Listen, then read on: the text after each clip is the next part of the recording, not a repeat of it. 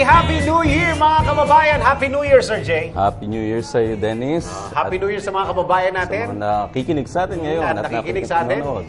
Maraming salamat po sa makikinig. Ito po ang Biyaheng RH. Kami po inyong mga kasama. Ako po si Dennis Antenor Jr. Ako po si Jay Julian. At syempre, ang mga kasama natin. Ang Yung maganda. babaeng at nag-i-intro. cute na cute. Yung Ang pinag-uusapan natin. Ang paningit sa Biyaheng RH. Ito po ang Biyaheng RH. Magandang episode natin ngayon. Mga pag-uusapan natin, yung mga back episodes natin Yan. na kinumpile natin.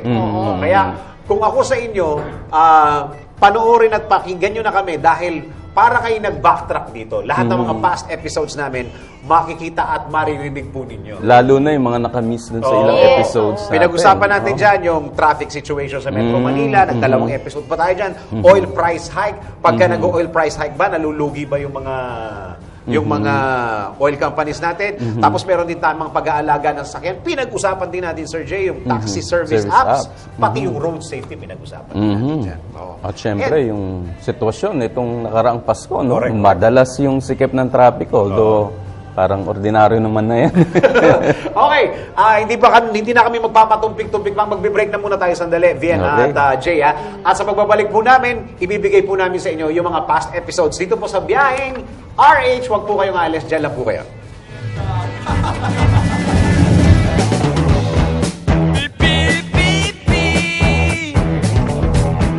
Ang bahaging ito ay hatid sa inyo ng PTT, more than just fuel.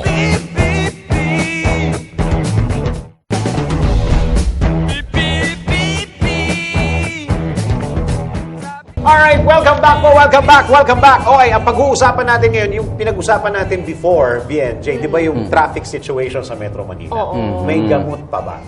Actually, ginawa nating pilot episode yan kasi talaga namang yan yung numero uno yata problema lahat ng taga Metro Manila. Kung tutuusin, Sir Jay, parang nag-2 episodes pa tayo dyan. 2 episodes. So, Dahil napakadugong usapin ang traffic sa Metro Manila. parang nga kulang pa yung 2 days. Para Yes. At saka ano episodes. yung ginagawa nito sa sasakyan natin? Correct. Kaya ang naging guest natin dyan, si Police Superintendent Grace Tamayo, spokesperson po ng PNP HPG, at syempre ang training manager po ng PTT Philippines, si Mr. Jonathan Espino, para mas maintindihan po natin kung ano ang sinasabi namin ni Sir Jay. At saka ni Bien, panoorin at pakinggan po natin ito.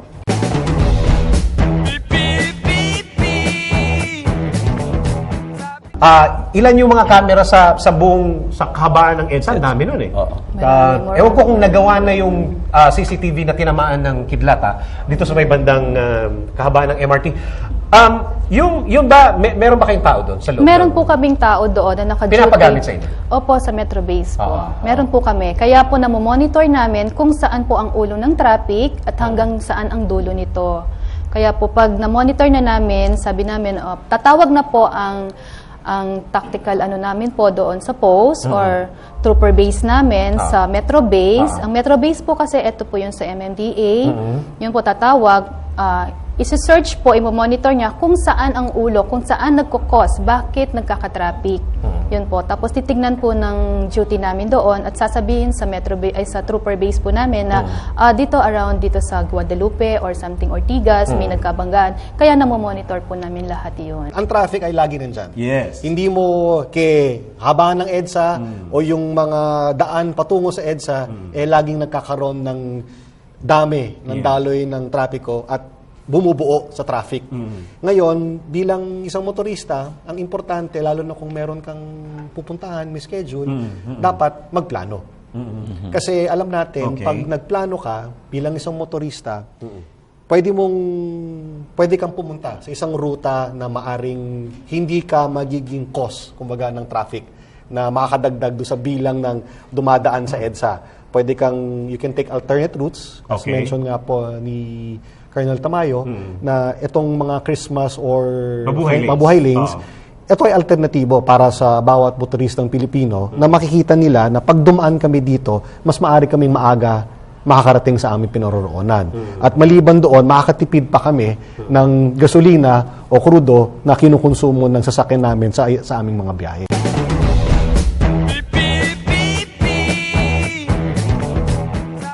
Yan po, traffic situation sa Metro Manila. Anong pag-uusapan natin sa ating second topic, Sir Jake?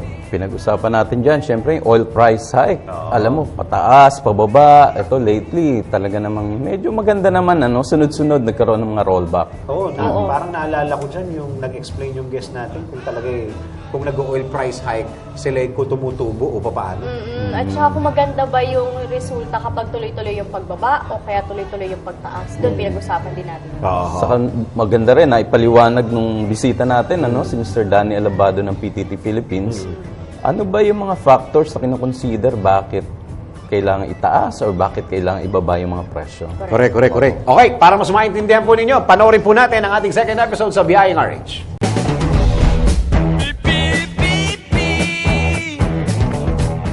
Pag refinery, ibig sabihin, ano po yun? Ang ini-import na rito yung raw materials pa lang. Crude pa lang, crude. So, yun yung pinaka-pinuproduce talaga nung nanggagaling sa ibang bansa. Oo. Ibig Okay. sabihin, Saudi. ang gasolina, hindi pa siya gasolina. Hindi pa siya Hindi gas. pa. Oo. Dito na lang pinaproseso para maging gas for consumption. Pero ang karamihan ngayon ng mga binebenta natin sa merkado, galing refined na pag ini-import. Especially yung mga new players at yung isang dating malaking oil company, hindi na siya nag-refine. Refined na hindi na siya wala siyang refinery locally, so ini-import na lang niya refined. So, ibig sabihin ng refine na proseso na, parang gasolina na talaga. Yes, ready to sell na. Ngayon, yung presyo magkaiba. No, yung mga crudo, para dumaan sa mga refining process, yun yung tinatawag na mayroong Dubai crude, Brent crude. Yung mga refined naman, normally ginagamit natin yung sa Singapore Platts na tinatawag. Yun yung international basis ng pricing. Okay. Pero pare-parehas na gasolina yun. Oh, pare-parehas. Okay. Bakit mas maganda sa lahat yung stable na presyo na hindi gumagalaw? You mean Gumalaw man siya, sir, white konti. Pababa ng pababa or pataas ng pataas, hindi pa rin maganda? Oo. Sa personally, no? Kasi una-una, yung sabi ko kanina, pagka ikaw bumili ka ng crude, tapos pagka-proseso mo, biglang bumagsak. Talo ka na. Kami rin sa nag-i-import ng mga refined na, dumating yung binili namin, dumating yung barko, na-dispose namin yan, after 30 days din, yung bandang dulo, yung mga natitira namin bago ma-dispose sa last 30 days, baka bigla tamaan ng pagbagsak ng presyo. Gumagalaw ang presyo natin every week. Biglang bumagsak. Kung pataas siya, maganda, pero wala nakakaalam eh. Oo nga. Mabuti na yung stable ka. Alam mo kung magkano mo binili, alam at least kung magkano mo ibibenta.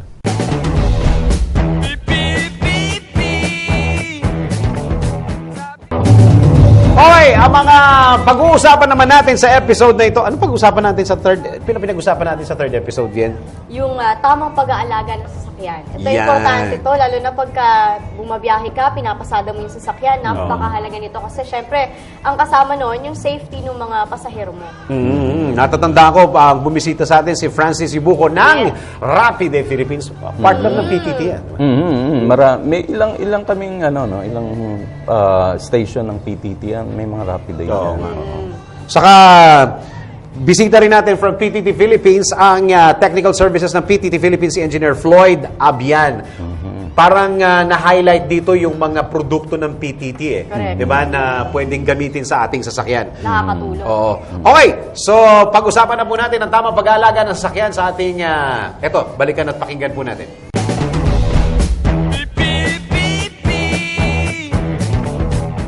Ano yung dapat nating i-check muna sa sasakyan natin bago natin ilabas yung sasakyan natin sa garahe? Ang number one natin kailangan talaga tingnan para maayos ang ating mga sasakyan, yung ating tinatawag na blow bag. Blow bag? Blow bag. Okay. Yung blow bag, acronym, actually siya ng ibang klase. Sabihin Blow of bag course, yan. number one, yung B, yung brakes, yung preno. Okay. Diba, importante sa atin yun. Okay. Pangalawa, Brakes. yung ilaw. Oo. L, that's for lights. Okay, lights. Ilaw yun. Ah. Of course, yung pangatlo, yung O naman yung ating oil. Oil? Yung langis ng Okay. makina. Okay?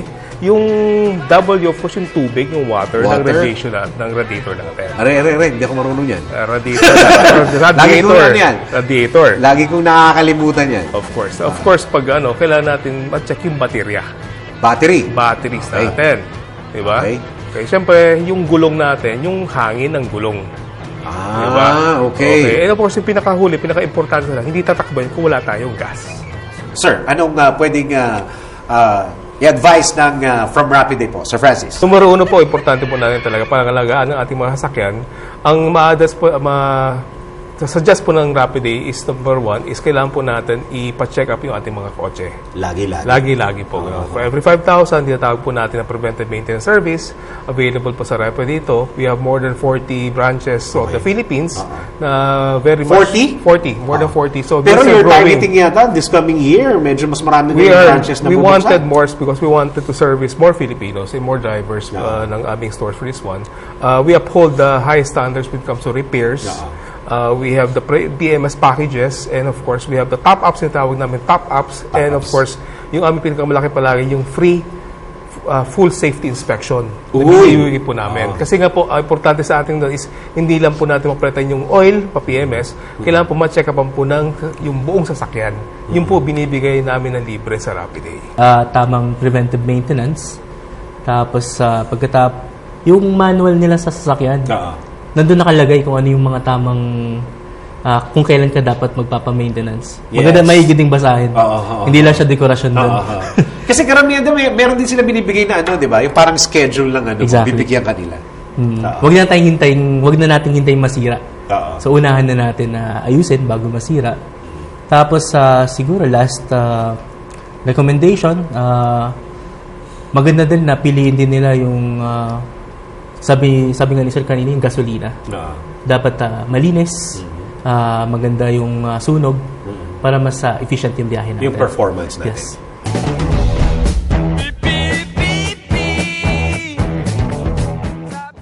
Yan po ang tamang pag-aalaga ng ating sasakyan. Parang bilis ng oras natin, ha? Oo. Anong pag-uusapan natin sa susunod na episode na ito, Sir Jay? Ito yung mga... Usong-uso kasi ngayon mga taxi app. Pwede ka na maghanap ng taxi o maghanap ng taxi sa pamamagitan lang ng mobile phone. Kaya yung ng Uber, saka GrabCar. Naging bisita natin dyan from LTFRB, si Attorney Mary Ann Salada. Yan na nag-explain na. Dami nating question kay Attorney, di ba? Oo. Sana siya nga yung nagsalita lang dito. Oo, medyo napakaba. Napasarap yung ating tanong kayo, Attorney. Kasi madami talagang pwedeng itanong dyan. And of course, si Mr. Richard Limcaco na talagang nadadaanan po ninyo pag kayo pupunta ng airport, ang Park and Fly. Park and Fly. Para mas PTT, maintindihan po Park and natin. Fly. Yes. Oo. Ang Park and Fly, nandun yung PTT sa loob. Nandun ang PTT. Saka partner yan. Oo. Okay, para mas maintindihan natin, panoorin at pakinggan po natin yung episode na yan.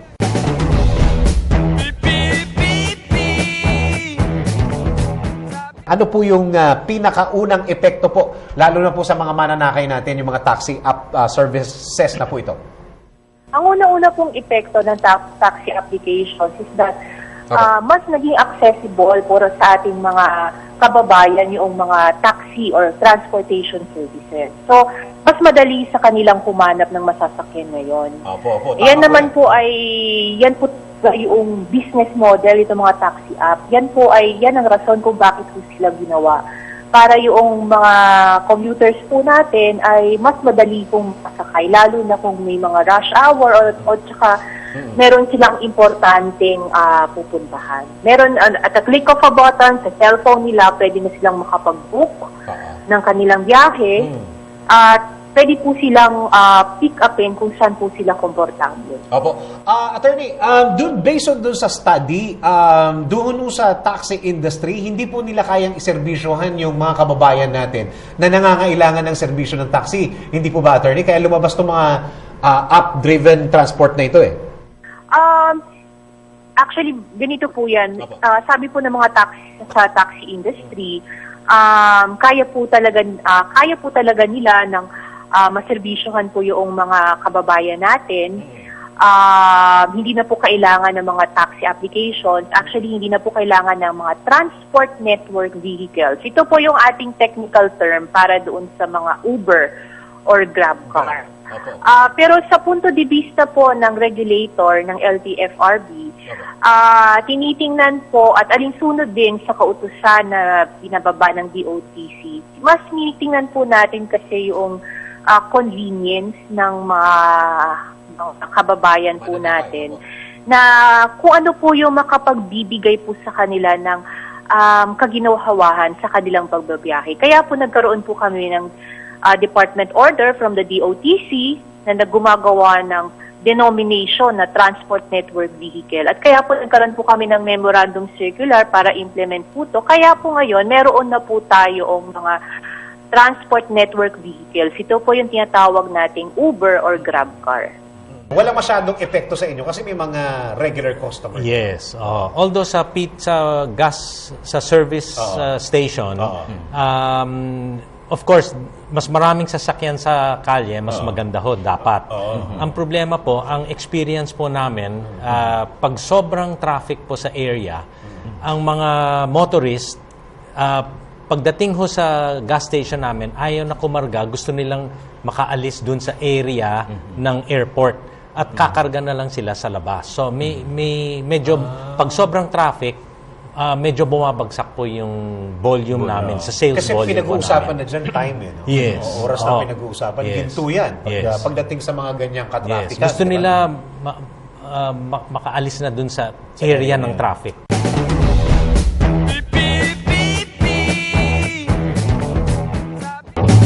Yan ang mga umuusok na usapin pagdating sa mga taxi apps na yan. At syempre, anong pag-uusapan natin sa susunod na bibigay natin sa kanila, Bien? Ito, road safety naman tayo. Lalo na ito, katatapos lang ng Pasko. At ngayon, katatapos lang din ng bagong taon. So, this time, ang pinag-usapan nga natin is yung tungkol sa road safety. At dahil Christmas rush, maraming naipit sa traffic. Correct. Maraming aksidente rin dyan. At saka ang pinaka natin dyan, blessed na blessed tayo dahil nakakuha natin si Alberto Swansing. Yes. Talaga naman. Yan po ang director ng Una. Confederation of Truckers Association of the Philippines at galing ng LTFRB at LTO. Yes. Si Secretary Sam, hindi pala, Sir pala. Oo. At syempre, kasama din natin from PTT Philippines, ang Quality Safety, Health and Environment Officer ng PTT Philippines. Walang iba kundi si Mr. Jose Solomon. Na malinaw magpaliwanag si Mr. Jose Solomon. Okay. Panoorin at pakinggan po natin ang episode na yan.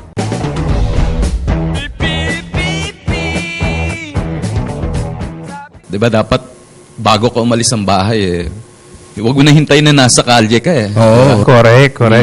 Yes. Preventive dapat yan. Meron tayong ino-observe palagi yung tinatawag nating blow bagets na yata. Blow bags. Yung first B is yung battery, no? So that's yung electrical system ng sasakyan. Kasama na diyan of course yung lights, yung wiper, no? Tapos yung L is lights. Yung O, that's oil, and W is water, no? Yes. Dapat tinitingnan natin. Tingnan mo, hindi lang yung tubig sa radiator, kundi titingnan mo yung fan belt. Baka mayroon ng problema yung fan belt. Kung kailan nasa biyahe ka, saka mapuputol yun, di problemang malaki yun. Then, the second B is brakes. Yes. Yan, dapat pinapakiramdaman, tinitesting mo yung brakes, kung matigas ba, malambot ba, kung prenes mo, kung konti lang yung distansya, or kung lumulubog yung paa mo, no? So, tapos yung A is yung air, dahil patungkol yan doon sa tires, So, it's not only the air sa loob ng hangin, yung hangin sa loob ng gulong ang chinecheck mo rin, kundi yung kabuuan ng gulong. Baka naman kinakailangan ng palitan yan, no? And, of course, the last one is G or D. G is for gas, D is for diesel. Then, of course, ang pinakamahalaga sa lahat, maayos nga yung sasakyan, kumusta ka? Yung driver. Yung driver, maayos ba yung kondisyon ng katawan mo? Hindi ka ba inaantok? Hindi ka ba nakainom? Yung mga ganon. Yun ngayon sinasabi natin na kanina na blow bag. Na dapat ngayon, ang dinagdag na natin dun is yung ETS. Kaya ang tawag na sa kanya ngayon is blow baggets. So yung E, early warning device. Oo. So syempre, hindi natin alam kung kailan tayo mag-stall sa kalsada. Make sure na nakikita tayo na ibang motorist. Paano natin gagawin yun? Kailangan may early warning device. Hindi yung sulo o kaya yung tangkay ng... Yung tangkay ng sanga. No? Madalas yan, lalo sa LA. Yes, correct. Oo. Ipil pa yung kinukuha. Then yung T is yung tools. Kailangan at least meron kang basic tools. No? Kasi hindi mo alam, baka mamaya pagka huminto yung sasakyan mo, yung pala kailangan mo lang higpitan yung isang tornilyo. Pero kung wala kang tools, paano mo gagawin yun?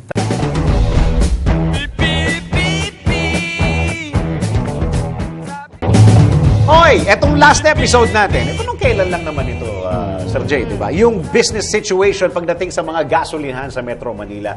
Ang pagtatayo ng isang gasoline station, tulad na napag-usapan na ni Conrad na naging bisita natin, strategic planning supervisor ng PTT, yung environment pag ikaw ay nagpatayo ng ganyang negosyo. Lalo na, New Year, tinanong natin si Director Clavesillas ng DTI. Ano ba yung magagandang negosyo na pwedeng buksan itong taon na ito? At isa nga sinasabi nga dyan ay magandang negosyo yung din pumasok kasi oil business. Kaya yung bisita nga natin, si Conrad yan ng PTT Philippines. At ayun, at marami pa tayong ibang napag-usapan dyan. Sige, para mas malinaw, ito ba, panoorin at pakinggan po natin ang nasabing episode na yan.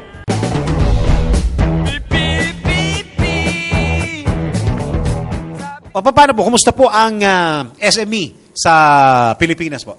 Small, medium enterprises. Well, magandang tanong yan, Dennis, kasi katatapos lang natin mag-host ng APEC na for this year. Yes. And in fact, I don't know if you have heard na ang pinaka-focus natin na sector during that hosting is promotion itong ating sinasabing micro, small and medium enterprises. Yun yata yung naging focus ng APEC. Yes, APEC. And even as ASEAN ngayon, we are now focusing really on the development of our MSME sector on how to make them part of the supply and the value chain. So yan ngayon ang natin. So yung micro ba under din ng nyo? Yeah, actually, micro is part siya ng SME, generic, kasi yun term, pag sinabi natin SME, that covers the micro. Kasi micro, yun yung may mga capitalization na not more than 3 million pesos. Yes. And then ang small naman, from 3 million 1 hanggang 15 million pesos. Medium is from 15 million 1 hanggang 100 million pesos.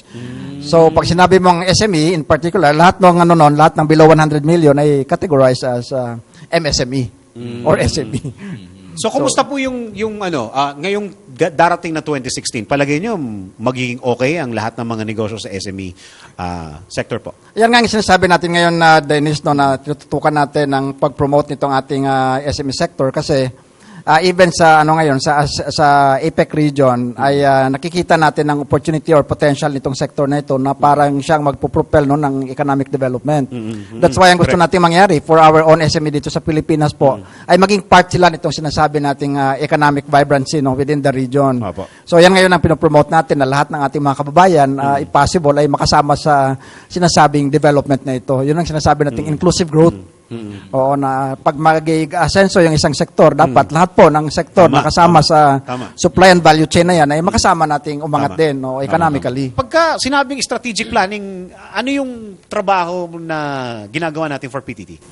Actually, medyo malawak siya. Okay. So, on the business side, yung package din na pinag-aaralan din namin yung package na ino-offer namin. And then also yung mga locations na pwede kami pag sinabing ino-offer yung package, yung balak magtayo ng isang, for example, isang gasoline station. So, tinutulungan nyo sila, sinusupport nyo sila. Yes. So, ano yung mga tulong na binibigay natin? Ang pinakauna, syempre, yung meron kaming mga network developers na nakikipag-meet dun sa mga potential na dealers. So, sila yung nag-a-advise. Kunyari, meron silang lupa. Titingnan, yung mga network developers namin, sila yung nag-a-assess. So, assess nila, is this a good business, a good site, or a good site for a gasoline station. And then, tinutulungan din nila yung investor. Tinutulungan nila mag-assess din ng site para magkaroon din ng personal na parang involvement yung dealer. Ito yung mga pwede mong customers.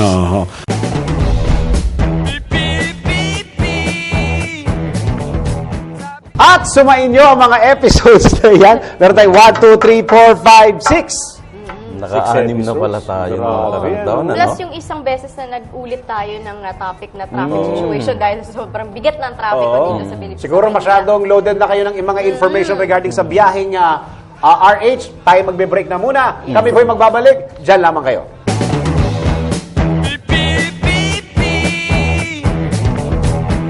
Ang bahaging ito ay hatid sa inyo ng PTT, more than just fuel.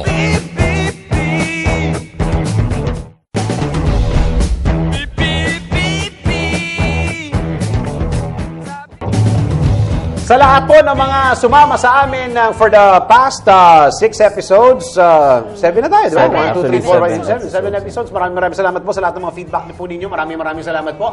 At sa lahat ng mga drivers na tumututok po sa atin every Saturday, alas 12 ng tanghali. Maraming salamat po. Alam po namin na yung oras na yan, traffic po sa Metro at Mega Manila. At saktong-sakto naman talaga dahil behind RH tayo. Pero dapat patuloy silang tumutok.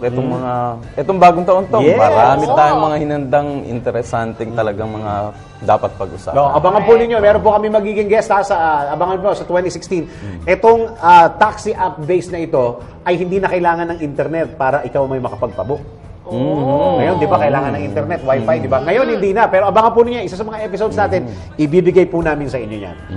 Maraming. Sa lahat po ng mga naging guest natin from the PTT Philippines, maraming salamat po. Sa lahat ng mga naging guest natin from HPG, also from LTFRB, maraming salamat po. Naging guest natin from DTI, and of course, Park and Fly, and Rapid Day. Yes. Okay. Kami po pansamantala magpapaalam. Kami po ang inyong naging nakasama. Ako po si Dennis Antenor Jr. At ako po si Jay Julian. At ako po si Bien Daclan. Sabay-sabay tayo ng Happy New Year. 1, 2, 3, go! Happy New Year! Bye!